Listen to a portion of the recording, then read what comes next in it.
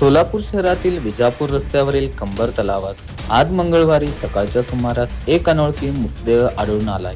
तलावात मृतदेह तरंगताना आढळून आल्यानं परिसरात एकच खळबळ उडाली असून या घटनेची माहिती मिळताच पोलिसांनी तातडीने घटनास्थळी धाव घेतली आणि मृतदेह पाण्यातून बाहेर काढला।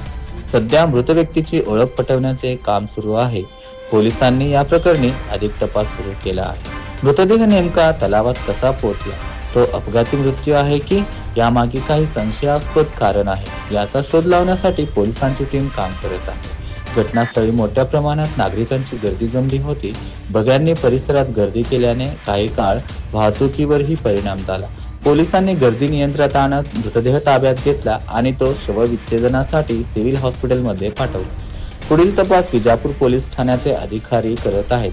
मृत व्यक्तीची ओळख पडताच या संदर्भात आणखी माहिती स्पष्ट होण्याची शक्यता आहे।